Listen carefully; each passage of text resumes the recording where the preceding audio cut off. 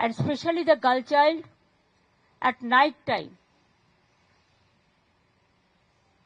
They should not be allowed to come out in the outside. They have to protect themselves also. There is a forest area. So whatever I have received the prima facie report, and police is searching all the people, and nobody will be excused.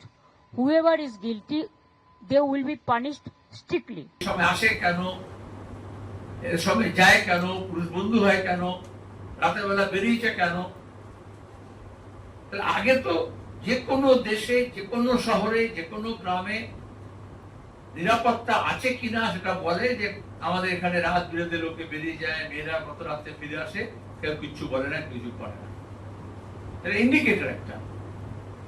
তাহলে ওনার তো প্রথমে ক্ষমা চেয়ে নেওয়া উচিত, রাজ্যের আইন শৃঙ্খলা অবস্থা এরকম করেছেন, এবং এই ধরনের কথা বললে যারা অপরাধী তাদের বুকের পাটা বেড়ে যায়। তাদের দিকে তিনি না করে ওনাসটা যে ভিকটিম তার উপরে,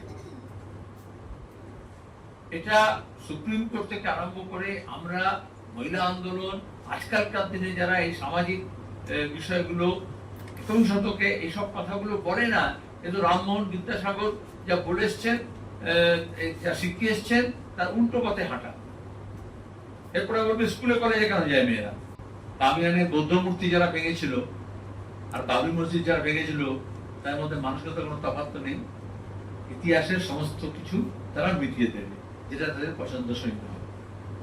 মহিলাদের প্রতি দৃষ্টিভঙ্গিও যে ধর্মেরই হোক, প্রতিক্রিয়া শক্তি, হিন্দিতে বলে রূঢ়িবাদী শক্তি, উর্দুতে বলে রজত পসন্দ তাকত, যারা ইতিহাসকে পেছন দিকে নিয়ে যেতে চায়, তারা মহিলাদের এই যে সামাজিক অংশগ্রহণ, প্রশাসনিক অংশগ্রহণ, শিক্ষা ক্ষেত্রে অংশগ্রহণ, এই জন্য বিদ্যাসাগর রামমোহনকে লড়তে হয়েছে। আমাদের পৃথিবীর সামনে ভারতের একটা আলাদা উজ্জ্বল ভূমিকা ছিল যে আমরা এই ব্যাপারে অনেক বেশি এগিয়ে, তার জন্য সমাজ সংস্কার হয়েছে। কিন্তু দেখা গেল যে বিজেপি, যে আরএসএস এত বড় বড় কথা বলে, কিন্তু তাদের সঙ্গে এখানে তারা যেরকম কমিউনিস্ট বিধান করতে চায়, ওখানে তালিবানিরা কমিউনিস্ট বিধান করেছে, প্রগতিশীল সমস্ত ধ্যান ধারণাকে ভেঙে দিতে চায় এবং ইতিহাসের চাকা পেছনে ঘোরাতে চায়। সুতরাং এখানে হচ্ছে ওই পাঁচতুত ভাই বলে না, পিস্তুত ভাই হতে পারে, কুর্তুত ভাই হতে পারে। আসলে কি বলছে, সঙ্গী তালেবান ভাই ভাই, অথচ হিন্দু মুসলমানের লড়াই চায়। তারা তলায় হিন্দু মুসলমানের নামে, ধর্মের নামে একে অপরকে লড়িতে চাইছে। কিন্তু এখন দেখুন কত মহা আনন্দে এরকম পাশাপাশি কাছাকাছি চলে আসতে পারে। আসলে এগুলো মানসিকতা। যেভাবে ফাসিস্ট শক্তি, যেভাবে নেতানিয়াহু, আর যেভাবে মোদী আর খান পরিবার এক কাট্টা হয়ে যায়। আজকে যদি গণমুক্তি পত্রিকা পড়ো, তাহলে আজকে দেখতে পাবে কিরকম জেলায় জেলায় মহিলা সমিতি তারা প্রতিবাদ করছেন।